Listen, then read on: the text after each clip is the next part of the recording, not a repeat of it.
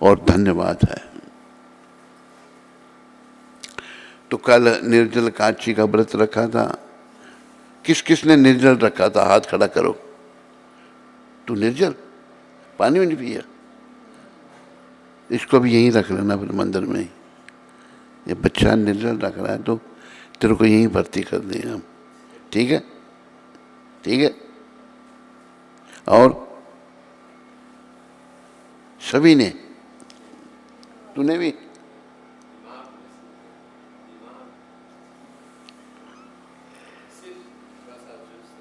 क्या?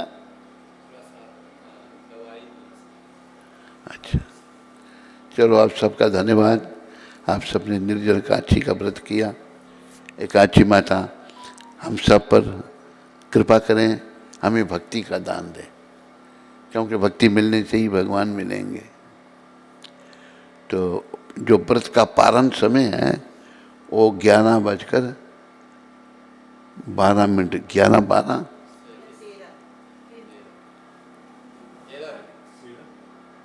13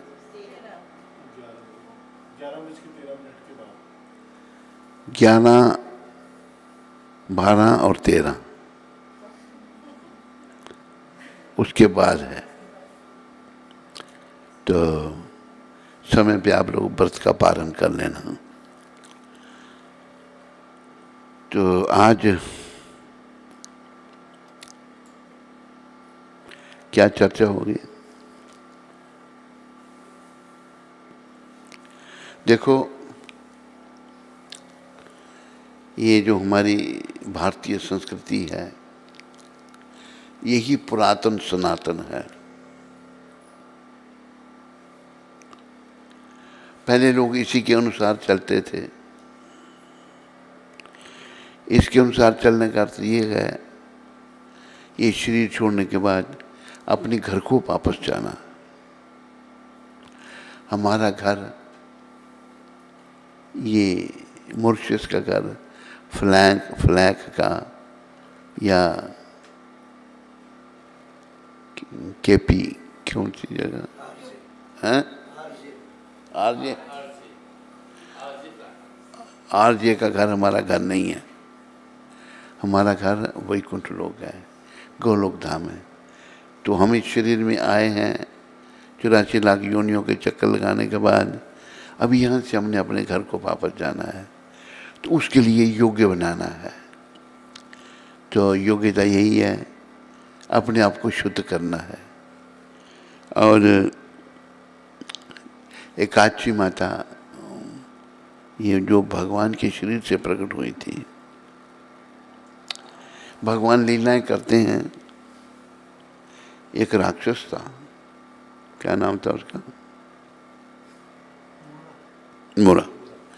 बहुत भयंकर राक्षस था, बड़ी ताकत थी। तो एक दिन वो उसने भगवान को चैलेंज कर दिया, विष्णु भगवान को, भगवान से युद्ध करने के लिए। भगवान ने बड़ा युद्ध किया उसके साथ।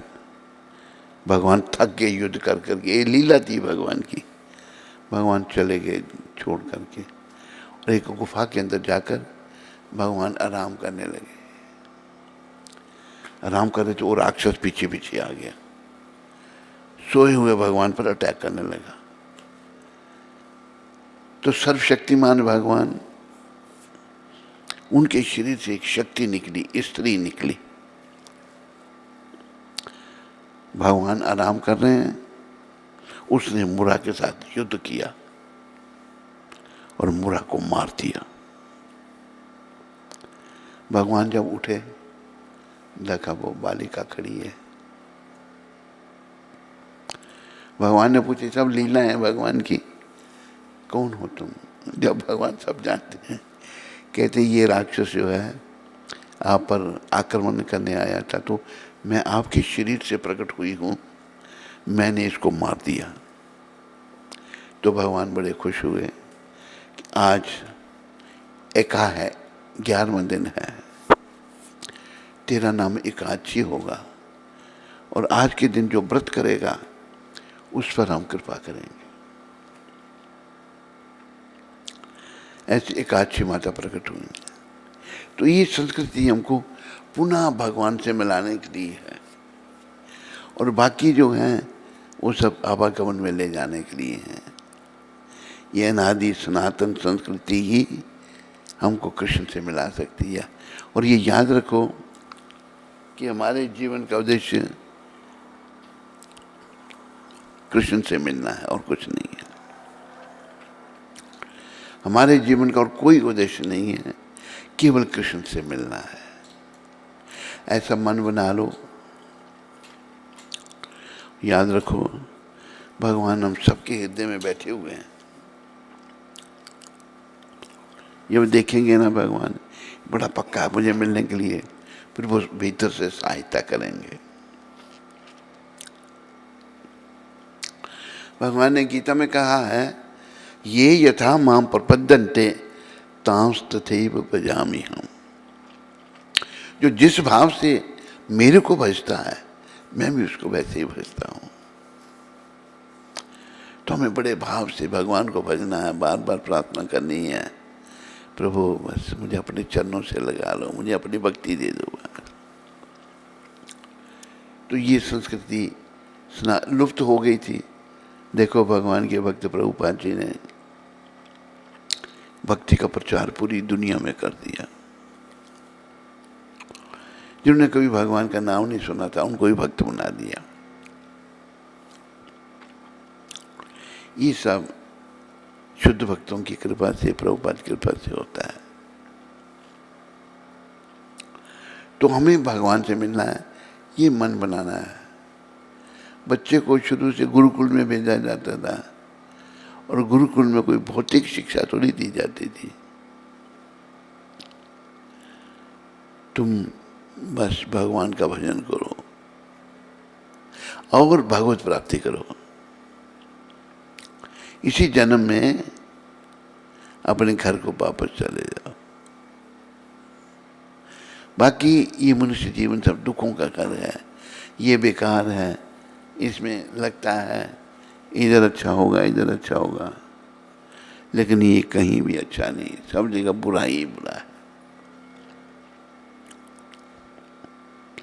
तो हम सबको इस दुख रूपी संसार से निकलने के लिए भक्ति पथ जो प्रभुपाद जी ने दिया है बड़ी कृपा करके, कृष्ण कृपा से भक्ति पथ जो दिया है, इसको अंगीकार करना है। और एक बात याद रखनी है, भगवान से कुछ मांगना नहीं, निष्काम भाव। भगवान से मांगना ऐसे है जैसे एक पिता अपने बच्चे को स्कूल में दाखिल कराना चाहता है, तो स्टेशनरी स्टोर में ले गए हैं उसको कापी पेंसिल लेके देने के लिए। बच्चा जाता है मुझे ये चाहिए, मुझे ये चाहिए, उसको सारी दुकान चाहिए, तो बाप ले देगा? बाप कहेगा चुप कर, जो तुम्हें चाहिए मैं लेके दूंगा। भगवान से कुछ नहीं मांगना, जो हमारी ज़रूरत है वो ज़रूर देंगे। उनसे बस एक चीज़ मांगनी है, क्या? बात मैं आपका सेवक हूँ, आपसे अलग हो गया हूँ, पुनः मैं आपके चरणों में आना चाहता हूँ, मुझे अपने चरणों की भक्ति दे दो। जैसे हरिपाल की पत्नी को भजन बड़ा पसंद आया ना कि भक्ति भगवान की कर ले, तो हमने बस यही सोचना है, भक्ति भगवान की कर ले,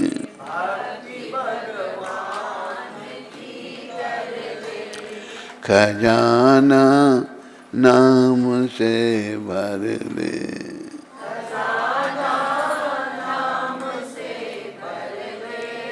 भक्ति भगवान की कर ले।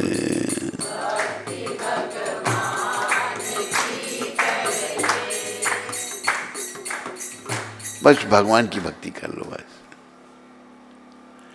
कब मृत्यु आ जाए किसी को पता नहीं।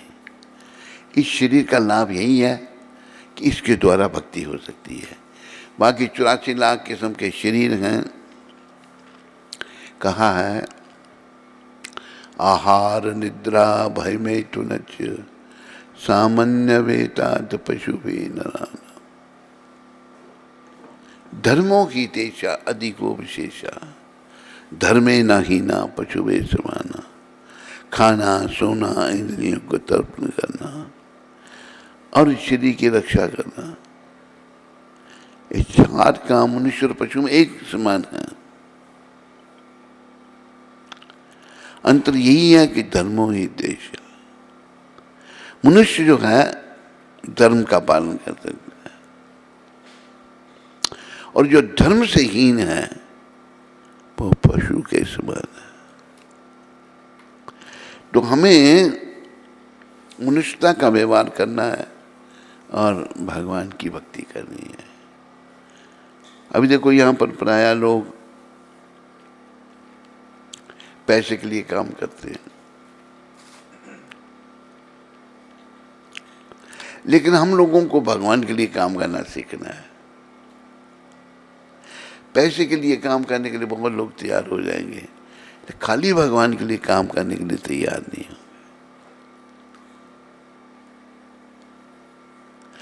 हमें भगवान को, श्री कृष्ण को जीवन का केंद्र बना देना है। जो कुछ करना है वो कृष्ण के लिए करना है। अगर हम ऐसा करेंगे तो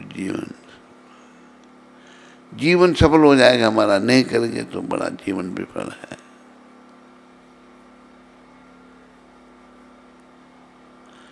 तो जीवन को सफल बनाने के लिए प्रयास सभी ने करना है। भगवान को अपना बनाने के लिए, भगवान से प्रेम करने के लिए, भगवान के श्री चरणों में आने के लिए प्रयास।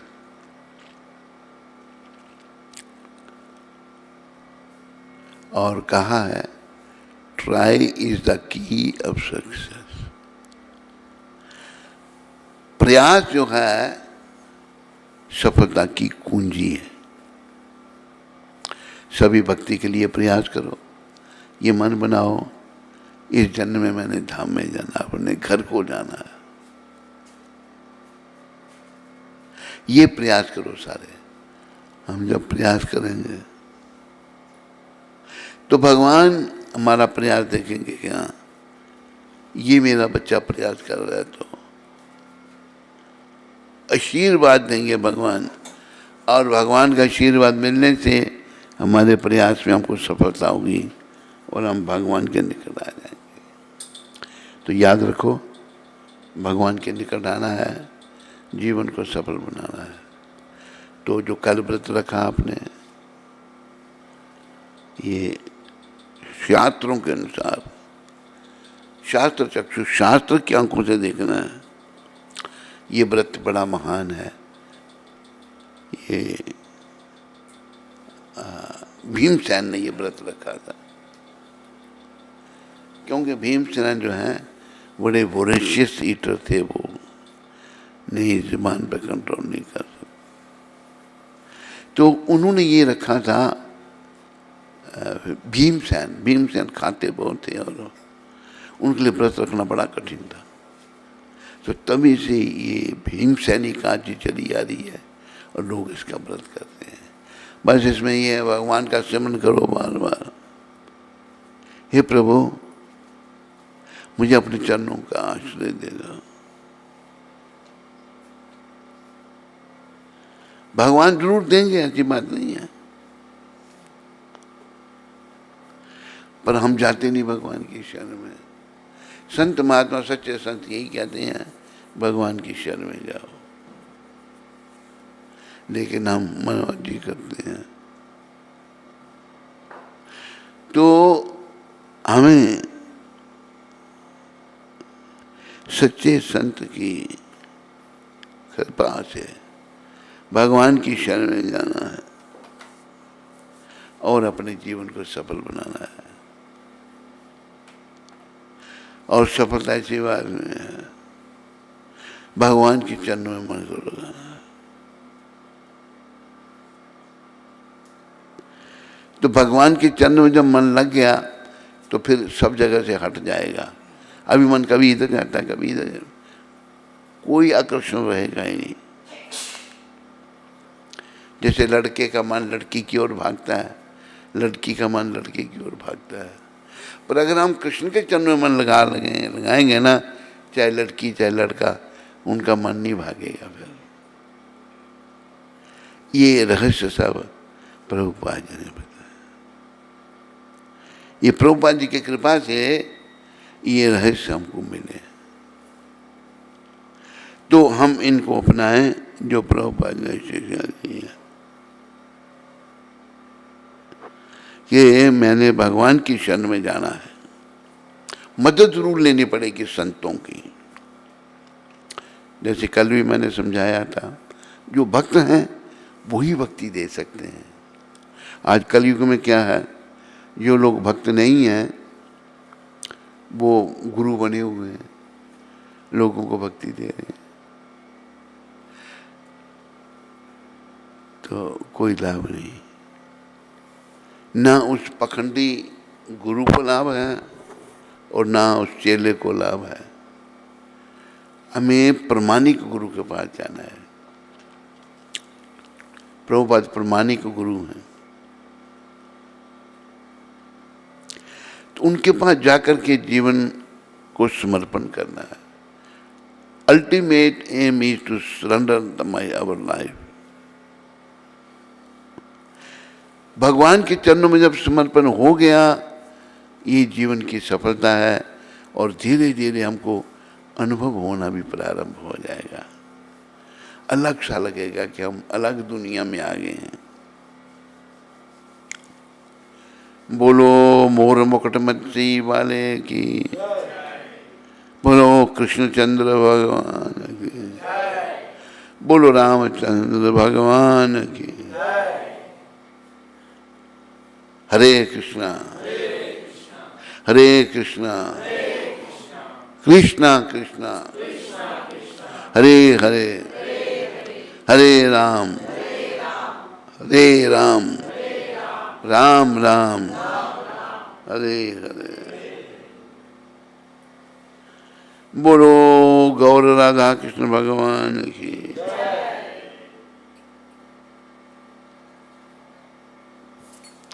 हरे कृष्ण हरे कृष्ण। आज प्रभुपाद की शिक्षा 18 तारीख की, तुम मेरे हो और मैं श्री कृष्ण का हूं, इसलिए तुम भी श्री कृष्ण के हो। प्रभुपाद कह रहे हैं तुम मेरे हो और मैं श्री कृष्ण का हूं, इसलिए तुम भी श्री कृष्ण के हो। हम सब प्रभुपाद के हैं या नहीं है? तो प्रभुपाद तो श्री कृष्ण के हैं। जो प्रभुपाद आज बता रहे हैं तो मेरे हो और मैं श्री कृष्ण का हूं, इसलिए तुम भी श्री कृष्ण के हो।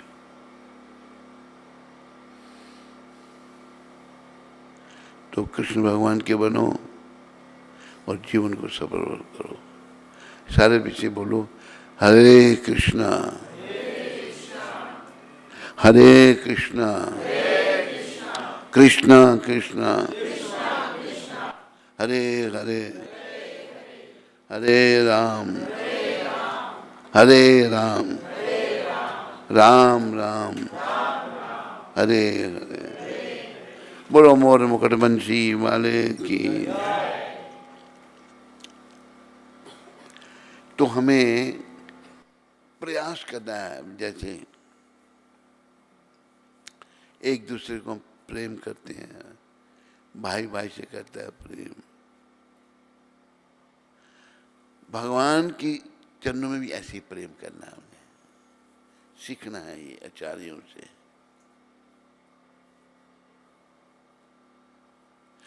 जब भगवान के चरणों में प्रेम हो गया, जीवन सफल है और बड़ा दिव्य अनुभव होगा।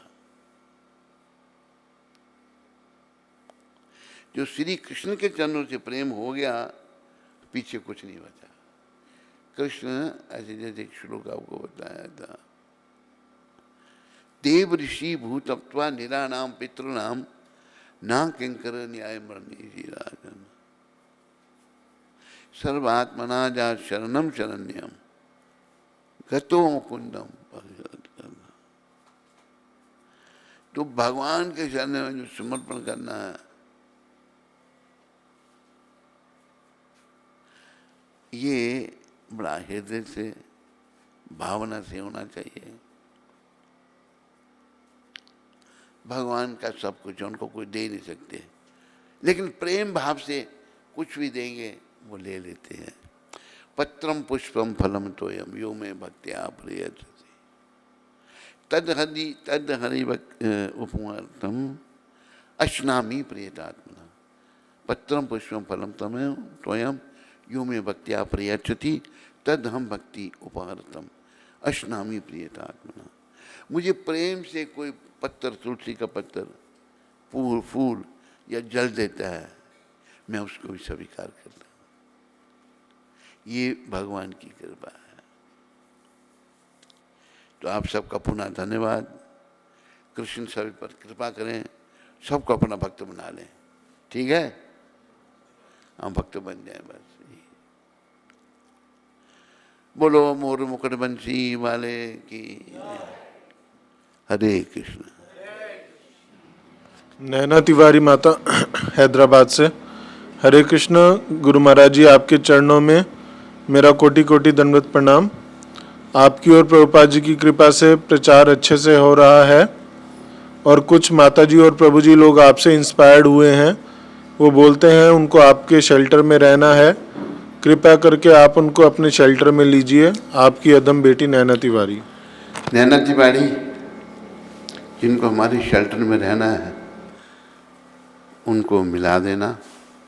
हम प्रभुपाद कृपा से सबको शेल्टर मिलेगा और जीवन सफलता के पथ पर आगे बढ़ेगा। बस। इधर किसी को प्रश्न कोई?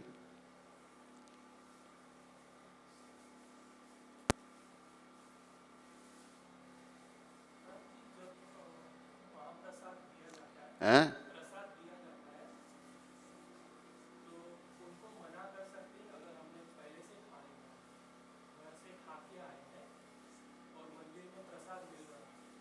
प्रसाद को मना नहीं करना चाहिए, मना नहीं करना। प्रसाद का अर्थ है भगवान की कृपा। जब भगवान की कृपा मिल रही तो लेनी चाहिए, अपराध हो जाता है। एक राजा की कथा आती है, पुरी के राजा। राजा खेल रहे थे, कुछ चौपड़ खेल रहे थे। उनके लिए पंडा पुजारी जो था जगन्नाथ जी का प्रसाद लाया। राजा ने कुछ उसका स्वीकार नहीं किया, बिजी था उसमें, वो खेलने में। बाद में राजा को बड़ा दुख हुआ, पंडा भी नाराज हो गया, प्रसाद ले गया वापस। राजा ने अपनी बाजू ही काट दी थी। उसके वहाँ के पत्ते पैदा हुए और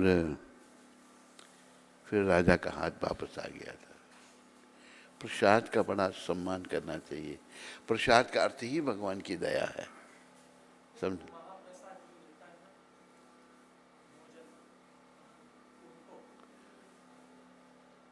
वो भी प्रसाद है, उसका भी सम्मान करो। हरे कृष्ण। हैं?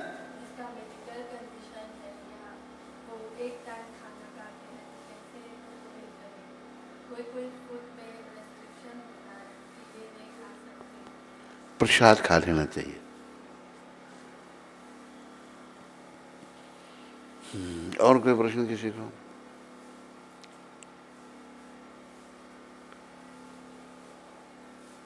हाँ, कोई भी नहीं। हाँ, गुरु के सामने ऐसा बंधन आता है, शास्त्र में लिखा है, गुरु के बराबर नहीं बैठना और वो निकालिए आचार संहिता, वो बैठने के बारे में जो चैप्टर है,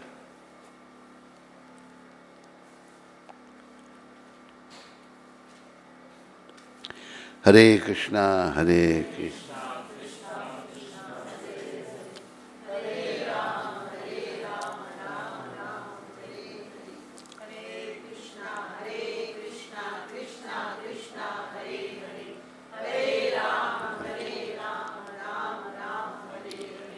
हरे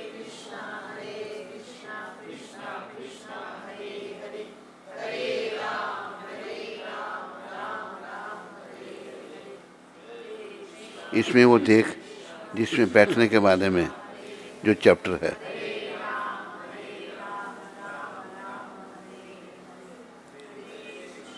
हरे कृष्ण, कहाँ ना बैठे।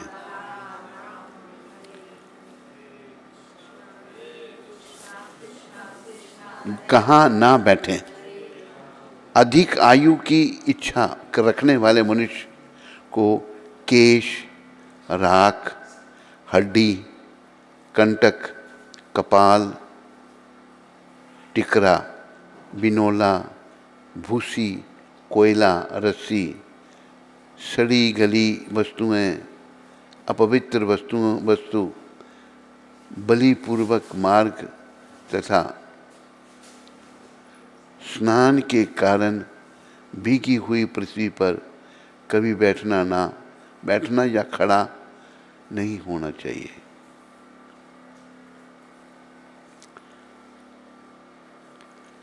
कहाँ ना बैठें। भूसी, कोयले, हड्डी, राख, रुई, निर्माल्य, देवता को अर्पित वस्तु, चिता की लकड़ी, चिता और गुरुजनों के शरीर पर कभी पैर ना रखे। दीपक की छाया में तथा बहेड़े के वृक्ष के नीचे बैठना नहीं चाहिए। बहेड़े तथा करंच वृक्ष की छाया से मनुष्य को दूर ही रहना चाहिए। चौराहे पर खड़े होना या बैठना नहीं चाहिए।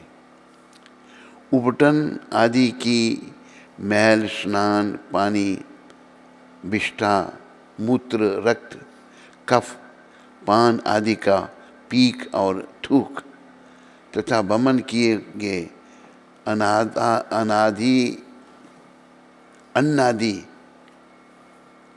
खड़ा नहीं होना चाहिए।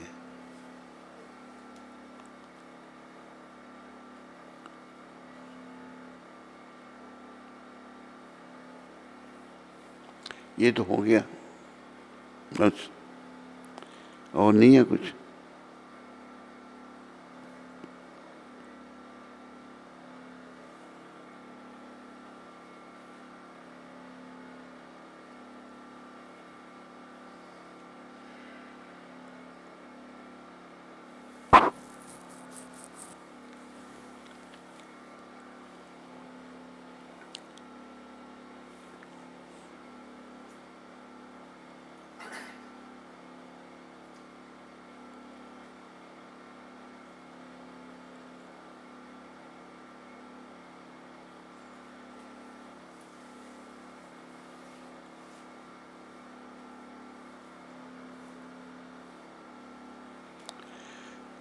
हरे कृष्णा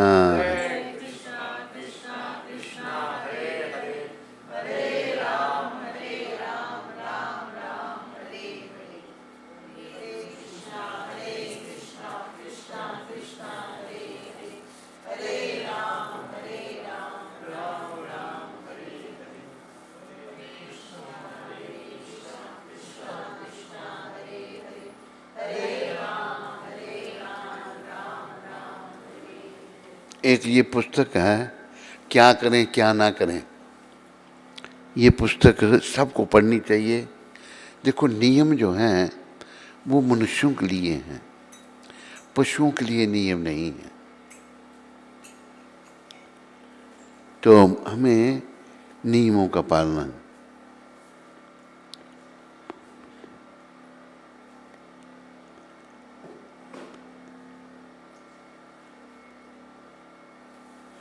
ठीक है। अभी और शिष्य को गुरु के साथ एक आसन पर नहीं बैठना चाहिए, परंतु वह बैलगाड़ी, घोड़ा गाड़ी, ऊंट गाड़ी, महल की छत, कुश की चटाई, शिलाखंड तथा नावा पर गुरु के साथ समान आसन पर बैठ सकता है।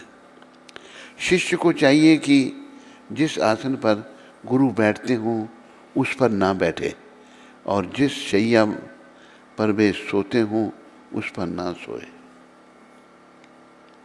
गुरु के सामने किसी वस्तु का सहारा लगाकर अथवा पैरों को फैलाकर नहीं बैठना चाहिए। 21 शास्त्र में कहाँ है ये सारी बातें बताई हैं। आगे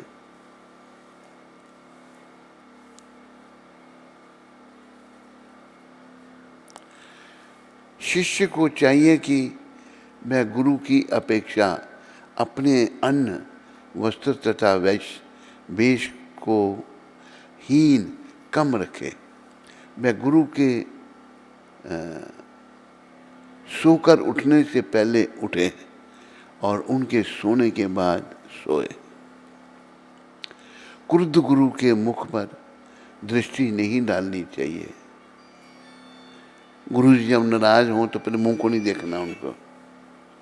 शिष्य को चाहिए कि वह परोक्ष में गुरु के नाम का उच्चारण ना करे और गुरु की गति, भाषण, चेष्टा आदि की नकल ना करे। गुरु की नकल नहीं करनी।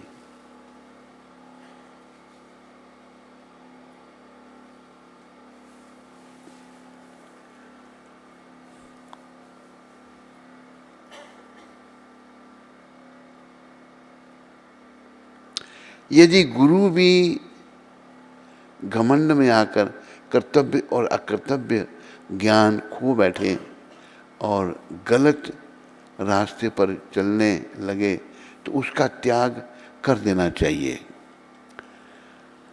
ज्ञान रहित मिथ्यावादी और भ्रम पैदा करने वाले ठग गुरु का त्याग कर देना चाहिए, क्योंकि जो खुद शांति नहीं प्राप्त कर सका वह दूसरे को शांति कैसे देगा। जिसके पास 1 वर्ष तक रहने पर भी शिष्य को थोड़े से भी आनंद और प्रबोध की उपलब्धि ना हो वह शिष्य उसे छोड़कर दूसरे गुरु का आश्रय ले।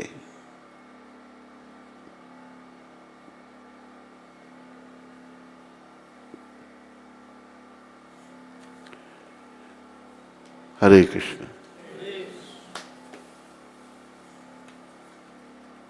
और कोई प्रश्न किसी को? सारे बोलो हरे कृष्णा हरे कृष्णा कृष्णा कृष्णा हरे हरे हरे राम राम राम हरे हरे। जय श्री कृष्ण चैतन्य प्रभु नित्यानंदा श्री अद्वैत गदाधर श्रीवासादि गौर भक्त वृंदा। नमा ओम विष्णुपदाय कृष्णा पृष्ठाय भूतले श्रीमते भक्ति वेदांत